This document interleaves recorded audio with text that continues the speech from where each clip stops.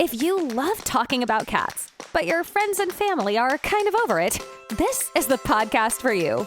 Join your hosts, Danielle Stray Woolley and Elizabeth Calico Gearhart, on the Jersey PodCats, where everyday cat lovers share funny stories, challenging situations, and ask their questions about cats. All right, let's get right into this episode. Hi, everybody. I'm Danielle Woolley. And I'm Elizabeth Gearhart, and we are the Jersey PodCats. Oh my God, we did it. We did it. We've been trying to do that for so long. And you want to know why we did it? Is I didn't tell her I was going to do it. I'm just going to go for it. So we're going to do our updates first, and then we have an incredible guest, Erica Messer. I am so excited to talk to her after going to her website. So, Yes. But do you want to update first, Danielle? Sure. So I have a realization, which I feel like this whole show, we always have realizations about cats, but I know you're shocked. Realizations about cats really taking up a lot of my time in my life, but I'm okay with it. Like, it helps keep me grounded in certain areas. Like when I don't feel like getting up in the morning, I'm like, well, I have to, or they're going to like start chomping on my toes because they want breakfast. But like, even just thinking through like little things, for example, prepping for vacation, making sure I write down everything that's needed. And my friend who's coming to help take care of the cats while we're away is joking that it seems like he's going to be going into a multiverse, because I already started sending him like a couple of the notes to see if he has questions. And he's like, wow, this is a big deal, huh? And you just don't realize how much love you're putting into the cats, but they give so much love back. So I'm just like in an appreciative mood right now, Yes. And well, as we said in the past, cats are like family. They are our family, right? And if you have kids, you do the same sort of thing, they take a lot of your time and energy. It's a commitment, but we love them like family, our little furry babies. Yeah. And there's like so many things. They're like children too, because I shared, I think it was last episode, about how Tony gets freaked out whenever we buzz down Thor's hair because he thinks he looks like an alien, like completely hides. You can't get him to stop crying, tail bushed out, everything. So dumb me was rushing, trying to go through my checklist. I'm like, oh, you know what? Let me try to fit that hair buzzing in before we leave for our trip. And I'm like, whoa, I can't do that, because then Tony's just going to be hiding under a TV for a week while we're gone. So it's like interesting, like all these little nuances in life. I know. Well, I don't know what happened this morning, but the cats go out in the backyard. I think it may have been the sprinklers. I just had the sprinklers turned on in our yard.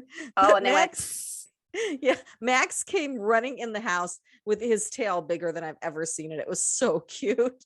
And Lily was just sitting in the porch looking out the screen going, what's the problem, guy? Well, because Max is still small, so a lot of these experiences for him are new.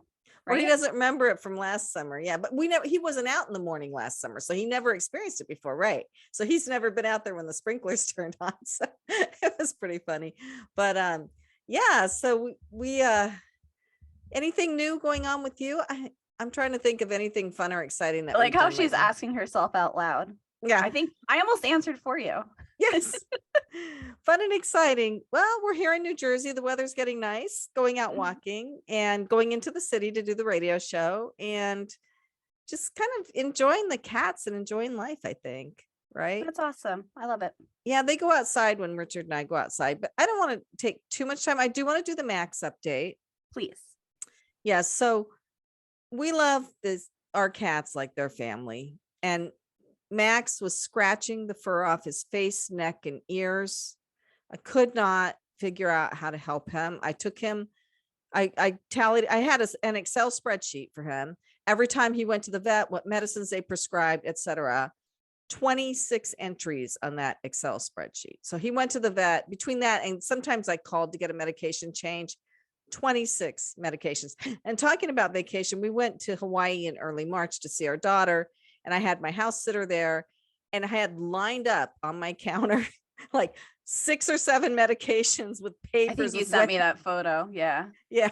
So anyway, he's okay now. And he had been on steroid and antifungal and this, that, the other thing. But when I noticed that I got a rash on my skin where he laid his poor scratched up face, when I went to the vet, I said, he needs an antihistamine. I would take an antihistamine for this. Do you have an antihistamine for him? I had to ask him a few times and they said, no, but you can give him Zyrtec. And that's when he turned the corner. Now he's still on a little bit of steroid and another anti-itch and the Zyrtec, and he's okay. Thank God. Knock on wood. So And all his little hair grew back and he looks like happy little boy. right, his whiskers grew back. He had scratched all his whiskers off. Everything grew back and he looks normal now. And the reason I say this every single show is just in case somebody else has the same problem. And I mean, it took me eight or 9 months, and as I said, over 20 vet visits to get to this point. So this is all about sharing information that will help each other's cats, right? Yes. And connecting really cool cat people, which is a perfect segue too. Yeah. So in that vein, Erica Messer has Wolfie's Wish, and I am just so excited to talk to her. So welcome, Erica. Tell us all about Hey, Wolfie. ladies. Okay, thank you. Yeah, I feel like it's cat share and tell time. Wolfgang was a cat I adopted here in Munich, Germany, in May of 2020. So just 2 months after we got here and realized we weren't going to meet people, we decided to get another cat. We brought Peachy, and you saw Peachy earlier. So we, all the shelters were like out of animals, and I was on these message boards like, does anybody have, okay, so long story short, we pick him up from a farm. Somebody drives us out there, and we Sounds got pretty this shady little- already. I'm in. Max came from a we got farm too. We got this little guy, and he had eye herpes, and we weren't sure if he was going to keep his eye, and we were like determined to just, give him all the meds and try, and he did. He got to keep his eye. It was a little milky, but he's great. So he became my baby basically through nursing him through that, and he's just so wacky and fearless. I have these videos that crack me up. I mean, we all do, right? But the one I have was when it was just like in the first month, I think he was here, and he climbed up on this cat tree. We got him, and he could like barely get to the top, and he's like struggling. And then he just looks over and he leaps across the room to the bed. And it was not a jump. It was a full on leap. So that just kind of explains his tenacity, and he's just into everything and so much joy. He brought me so much joy during the pandemic, and yeah, became my soul cat. Just like How, that. how long did you have him for? I had him for a year, and he died from a tragic accident due to a friend making just a terrible mistake. So it was the hardest thing I've gone through. Yeah, Wow. to lose him. You said a suddenly. friend made a terrible mistake. Yeah, well, and it was, and I've accepted that, but he fell out of our apartment, 6 stories, and she left a window open that we don't open, and she knew not to open it. So we were like, what? But she had just gotten here from America, was jet lagged, had never left the country, and so we all make mistakes, but why? I still look at that window and I'm like, what? But that's life, and I can't hold It's on so to that. tough. Otherwise, That is Yeah, but so hard. I get to practice the forgiveness every day. Otherwise, I'm going to just poison myself, and that's a whole other thing. But yeah, it was really hard. And, I didn't know how to deal with that. Bottom line, who does? No one's prepared for that. Well, I have to tell you, Erica. So for people, we have visuals here. I have this cat behind me in a general's outfit, and her name was Checkers. And she died over a year ago, and I still can't get over it completely. Neither can my husband. And I think that this death of this young cat inspired you to do something, right? Yeah. Well, so being here and still like, it was October 2021. So things were like opening and then closing, at least here in Germany. And so I didn't really have a good network of people. I have a very limited amount of English books to get, and I knew I needed some help. I knew I needed to like find a way to cope with pet loss grief and all these new things and trauma and forgiveness. And I really wasn't able to find, it was stressing me out trying to find the right book, because I would see them on Amazon, and they could get here in a couple of days. And I ended up just having to sit in my grief. I mean, that's really what we all have to do. But Mhm. I had to ask myself, what do I do? And I would share with my mom every day the practices and little things I would come up with, like writing him a love letter, which turned into a book. And she said, I think you should make the thing you couldn't find, which is like a pet loss affirmation deck with daily practices. She's like, you've been telling me all these things, why don't you make that? I was like, Mom, I don't know what you're talking. I don't want to make anything. Like, Yeah. I'm She's, sad, just like, have you not heard what I'm going through? What on earth Right. makes you think that I can do Like, this right Mom, now? I'm hanging on for dear life. I am not going to Mhm. make a deck of cards right now. And long story short, and we can go back into that story, but I ended up getting a help from a pet loss counselor from 2, because I kind of went down this path of like, I need a professional to tell me I'm going to be okay, because I'm not sure. Mhm. And you guys, I couldn't believe it when she told me I was normal, because I just couldn't fathom that anybody would go through the feelings that I was going through. And when she said that is when it was like click, click, click, click, click. Oh my God, I really do have to make that, because if I feel this way and I have mental illness and I have addiction problems, I'm like, I've got, I got some stuff with me. I was like, if I feel this way, other people do too. And Mhm. that's when I was like, all right, Mom, what are we doing? And I went home to her and I said, here's what I wrote down. What do they suck? What do you have? And she's like, those are great. And I think she wrote like 2. She's like, this is you. This is all you. And that's how we decided to start Wolfie's Wish, was through these affirmation cards. And originally we were going to call them just comfort cards, but you can't copyright that. It's too common. So I'm like, Mom, what do we call these? And she's like, well, they're Wolfie's Wish cards. And I was like, what does that mean? And she said, well, Wolfie's Wish is for everybody to have peace and joy again, and to, love other animals, and just like,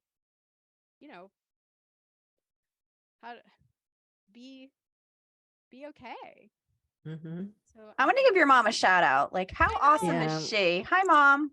Yeah, she's a total saint. She really is. Yeah, because I didn't even really tell a lot of people when Checkers died, because I was so crushed. I mean, she was 16. We went away for the weekend. She died while we were gone. And it was like, really, Checkers? But I think she didn't want us to take, extraordinary steps to save her life or whatever. But there weren't a lot of people I could talk to about it. I mean, luckily for us, we have a yard. And so we were able to bury her. And that brings me to another thing I saw on your website. You have little burial blanket. They're not really blankets, but I can't describe it, but something you could wrap the cat in to bury the body if that's the route you choose to go, right? Yeah, it's a pet cocoon. Isn't that the sweetest? And they're biodegradable and they're beautiful. So I partnered with a company, Sweet Goodbye, and they make these gorgeous blankets. And so you can either, if you do an in-home euthanasia and your pet's going to be cremated, you can send them away in that, or bury them in the yard. And it's just beautiful, rather than a nylon. I don't know what they take them in, but I can only imagine, an old towel. Yeah, so I've been reaching out to really heartfelt companies that have similar values, and very selective on who I want to partner with in that way. But they're great. Actually, I'm going to talk to the rep in a couple weeks, just to say hi. So Yeah, a couple of things that you said. I kind of zoned out for a second because I was like, don't cry, don't cry. But you have an uplifting personality, and I think Elizabeth and I too. So I feel like we're doing a great job of approaching the topic. But even like thinking through when you lose any loved one, whether they're a human or an animal, there's like a ritual that's needed. So you mentioned like going through the grief and recognizing the emotions, having someone to talk to. And what I love about the community we've been trying to build through here is no one should feel like they're alone in anything. So, Elizabeth couldn't find anybody to help her talk through what's going on with her cat and figure out what's going on. You couldn't find anybody until eventually getting some professional help, but still the community piece was lacking and the ritual piece was lacking, and you went out and created it. So thank you for doing that. You're welcome. I hope that we can make grief a subject that it's okay to talk about, and that people know. I try to put up on like Instagram and things, here's what not to say, and here's what you should do, or here's some suggestions. you know, and people are going to say, they're going to say dumb things to you. And then it's only because they're trying to help. And part of that I had to go through was not to be angry at those people. Yeah, don't you love it? Well, So, it's just a cat.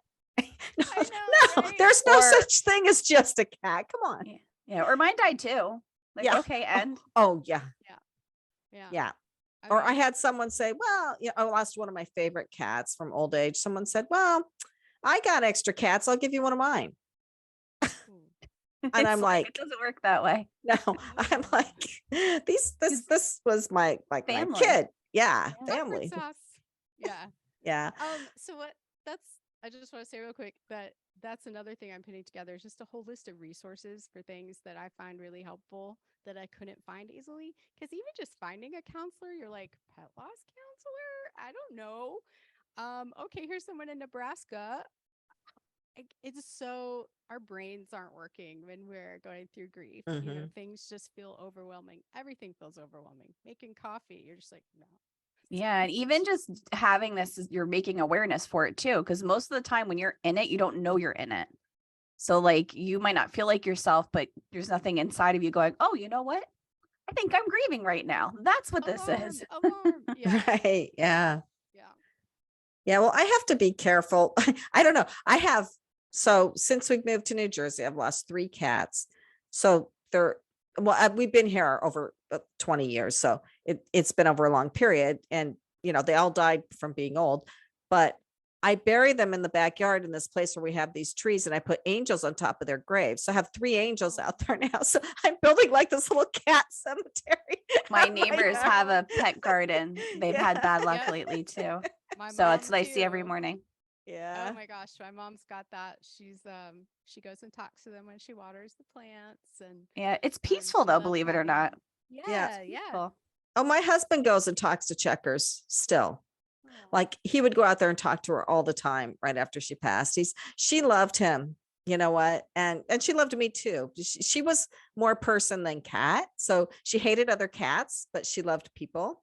And she really loved Richard. So it was a very, very tough loss. I mean, all the cats were very tough losses. But some cats are even more so, So it sounds like Wolfie was like that for you. Totally. It just floored me, completely devastated me.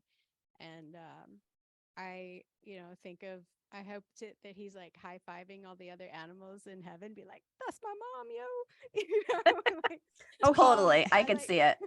he I is. like to imagine him being like, doing dances and okay, I'll hold the mic still. But I hope to see him again one day. I mean, we never know what's gonna happen on the other side, but I just hope I can make him proud and help other people along the way. I do think they're still there because, well, I had this one cat. His name was Mithrandir from Lord of the Rings, called him Mitty. And he was such a wonderful cat. This was years and years ago. And he just lost all his senses. So I had to have him put down. But right after that, and I felt so bad about having to do that. Right after that, I got this vision of him in the backyard, jumping up and chasing butterflies and saying, oh, I'm young again. I'm young again. Oh my And I knew that he was communicating with me. So I do think that the spirits hang around a little bit, and that when you really need to connect with them, you can. And after that, too, I talked to somebody about that. I had a cat communicator talk to Max, and she actually was super good. Wow. Like on the show or just No, you well, they were reaching out to her? so Danielle and I went. It was Mission Meow, and they had cat communicators on there, and people were asking questions. And this one cat communicator kept saying, I keep seeing butterflies. And I was thinking about the butterflies. So I hired her immediately. And I said, can you talk to Max for me? And he was alive still. Max was alive. And Oh. he had been scratching himself so bad that I was Max having, still is alive. he is Just still to alive. emphasize Yeah. that. Yeah. He'd been scratching himself so bad that I had hired a woman to come and put gel caps on his nails, like those soft caps, so that he couldn't scratch. And while she was Wow. putting the caps on, Julie Hirt, the cat communicator, was talking to him, and everything she said was right. It was amazing. Oh. And so anyway, so after that, he started getting a little better. I mean, eventually we moved him to where he was okay, but she really did know. I was so Well, I wasn't that surprised because I believe in this stuff, but yeah. So I think they're still there. That's a great experience. That makes me really happy that you felt like there was a connection there, that you understood. I mean, and that the butterflies were a sign. That's beautiful. Right. Well, Danielle, you remember that meeting? They had people Yeah. with deceased cats, people talking to their deceased cats, right? Yeah. Yeah, I remember that. That was a while ago. And I remember I wasn't feeling well that day. I don't know why, because I remember where I was. I was laying in bed listening. You know, one of the first podcasts I did was with Liz Murdoch, and it was talking with the dogs. And she asked me, she's like, Erica, do you want me to talk to Wolfgang? And I was like, does he want to talk to me? I don't know. Aw. I ended up saying no because we were just on air and I got like really flushed. I get flushed anyway. I'm probably flushed now, but I'm scared to do that. I'm scared. I like that boundary for me of just Yeah. like imagining what's going on and then just staying here. I think it's because I'm so creative and have such a crazy imagination that if you give That me you things don't want to hear it, something. We were like, no. In my I mind, won't it looks like sleep. this. I won't sleep for like a year. I'll be like, I've seen the light. Oh my gosh. You think he's That's going to say, me. you know, that earring you lost last year? Well, I really batted it into the radiator vent right there. So go pull the lid off and see. That would be helpful. And my earbud that I just lost on my last trip. I mean, I Oh, can't even no. find it on. I can't. Anyway, I have a those question, kinds if of I things would be may. helpful. Sure. So I thought of a question while you were talking about like how you didn't so much say the words change, but like, you felt through things and, the experience of losing a cat that you were so close with. How has that changed how you are now with your current cats? Like, have you noticed any changes or? Well, so I got 2 more. So October, that was November. a good 3 start. months later, on Christmas Day, we got 2 girls brought over by the local shelter. So it takes time to get a relationship with a cat and like both feel comfortable. I guess it's really them, right? So it's changed. I mean, Peachy and I have always had, that's kind of stayed the same. I mean, I think Peachy grieved too, and he was definitely more needy and clingy to us and would cry at night. And we were like, yeah, we know.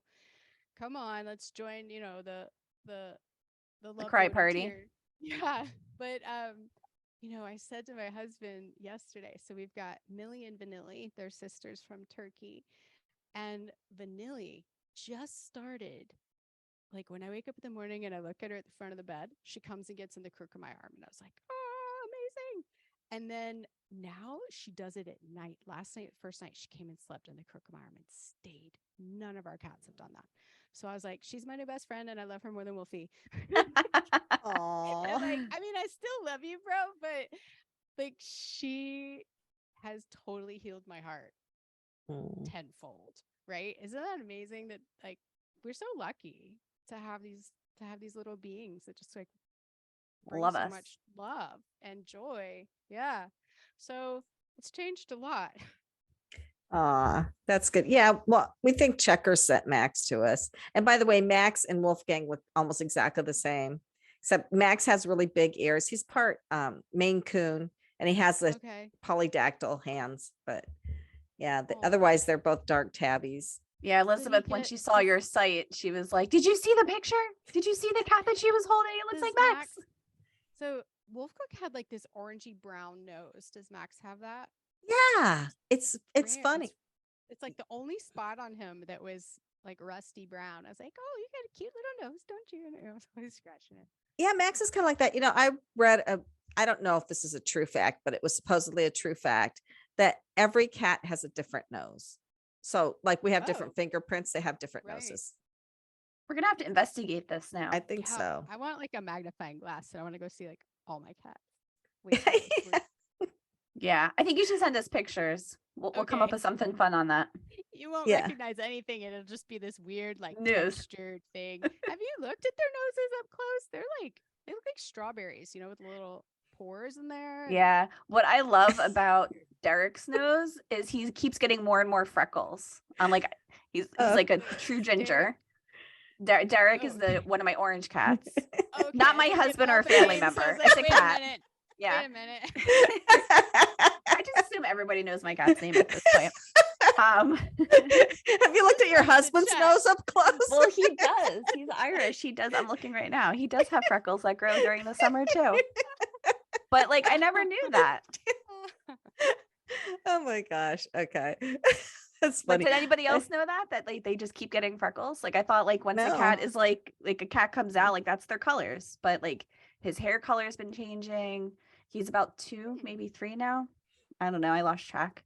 But like his nose, I feel like every couple of months I look at it, it looks like it's got a couple more dots on it. And he has them like all Yeah. around his mouth too. I'm gonna have to Maybe, look for like, that. Yeah, I know. My eyes, I mean, my cat's eyes are so pretty. They're this like vibrant green that I never really look at their nose. So I don't know. I'll have to pay attention to that. All right. So we're all going to be texting each other random body part pictures of cats. I'm like, look at how cute his nose is. Well- Oh yeah, look at his ears. And I have told you in one episode that Lily, who is like a cream colored tabby, and she's kind of a munchkin, like she's got short legs, her tail comes to a perfect point, like a pencil point. You Um, had mentioned it, and I still haven't seen it. So I don't believe you until I see it. I have a picture of it. One of the many pictures on I my need to phone. see that. Yeah. That's unusual. Yeah, Wow. she's a beautiful cat too. She's really funny. But yeah, so well, and talk about cats waking you up. So I talked about this a couple episodes ago, but Max loves to go under the covers and just nip at my legs, like just not bite to break skin, but just enough of a little nibble to make me wake up. He's such a brat. He's To like, feed him. oh, were He you wants to there? be I didn't. fed. Yeah. Yeah. He's such a brat. So now I'm getting up at 6 a.m. I used to get up at 7. Oh, it was 4:45 for me today because I forgot to put out dry food last night. Oh no. So they all had a rave in our room and brought in all their toys and we're like, hey. And so I got up and fed them and then couldn't go back to sleep because, once you're up, you're up. Yeah. Well, that's funny because I was up early this morning because I didn't hear noises. So I was concerned because before I went to bed last night, we have a stray cat that we've been working on socializing and keeping in, and talk about howling all night. Like he's just very vocal. I think he learned it from me because I've been talking to him so much. And now he talks back. But now that I gave up on like forcing him to come in, he's been coming and going as he pleases. And so he normally starts around like 5 or 6 in the morning and we just kind of ignore him. And I didn't hear anything this morning. So I was very concerned because he's never gone that long before. Turns out my husband got up for water in the middle of the night and let him back outside. Oh, But I was like, oh, I'm up already. So I guess everyone's getting breakfast at 5:40 in the morning. you know what, Yeah, Dan? I So- feel like. Go ahead. Yeah, no, I was just gonna say, not to change the subject too much, but a little bit since you talked about cats inside and outside. It is May. Kitten season is coming up. Danielle works with Tommy's Cats Rescue.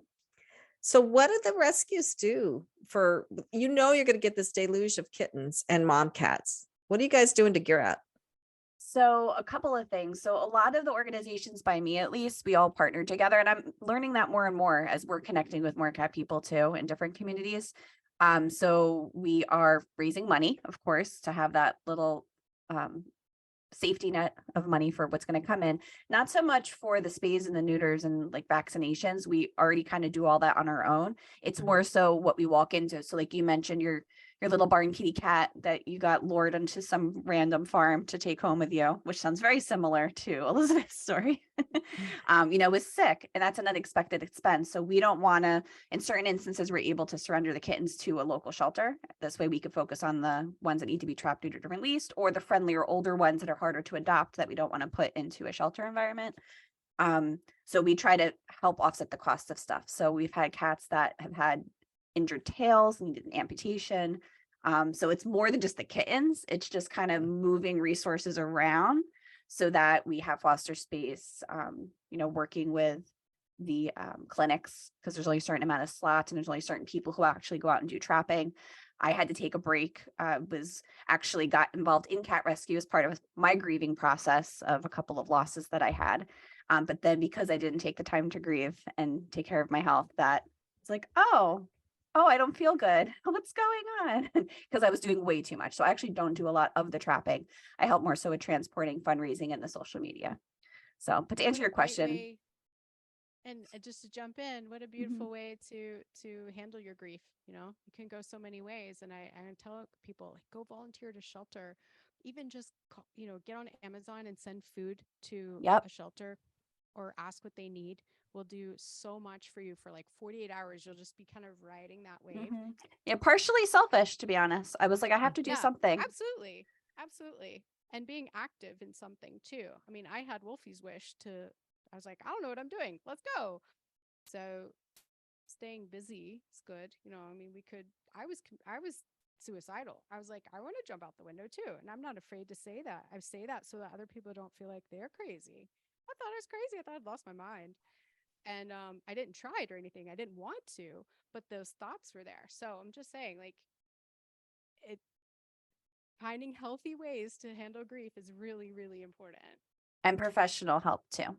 Right. And I think your big thing too is acknowledging that it's okay to be this deeply saddened and feeling grief for an animal. It's okay because we love our animals with all our heart, right?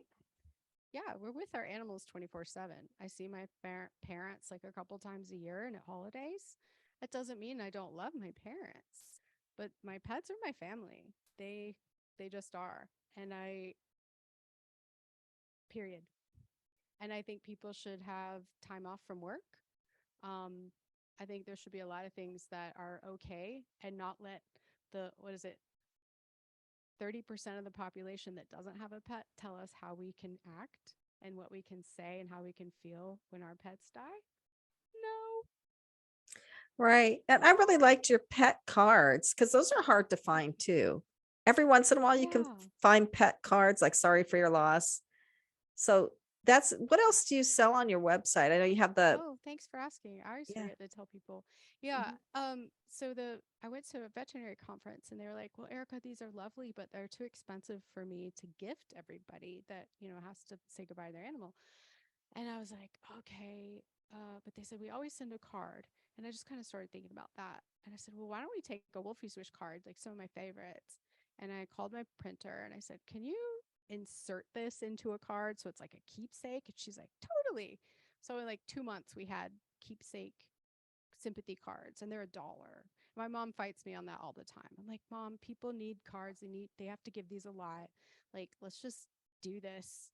This is fun. I love how creative you are. And my marketing, my marketing brain's kicking in. I'm like, oh, that's smart. Because your mom's saying you're nuts. And I'm saying that's smart. Because then we're going to see it. They're going to love it. They're going to go to your website.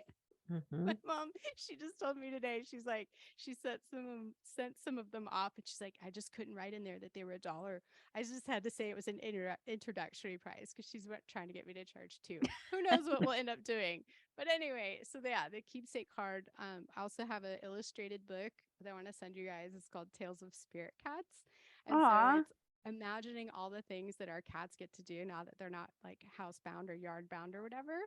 Maybe some people travel with theirs, but spirit cats get to like sleep with the aquarium sharks and just all kinds of crazy stuff. So have that was very helpful for me.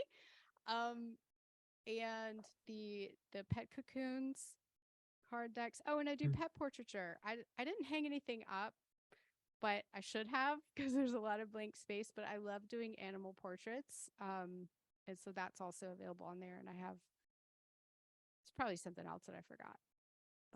Wow. Well, we will definitely send people to your website, to your socials. I'm sure Elizabeth was just about to ask, how can people connect with you? Yeah. Oh, yeah. I forget that part too. It's wolfieswish.com. So that's WOLFIESWISH.com. Also very active on Instagram and post a lot of tips for pet loss and just wanting people to relate and know that it's okay to suffer and hurt and that you can get through it. So that's Wolfies_wish. I'm also on TikTok, but I don't really post there. So we're just going to go with the website and Instagram. Okay. Those are my main things. Well, thank you so much, Erica. It was a pleasure. This has been a great discussion. We wanted to keep it not super heavy, and I think we achieved that. But I think we also really got the message across that, it's okay to be really sad when you lose a pet. So, absolutely. So this has been Erica Messer with Danielle and myself, and thank you all for listening. We'll see you next week. Bye-bye. Thanks so much for listening. Let's keep the conversation going. Give this podcast a rating so other cat lovers can find it. Connect with the Jersey PodCats on social media or visit thejerseypodcats.com and leave a message sharing a story or question about cats. Thanks again for joining us, and we'll catch you in the next episode.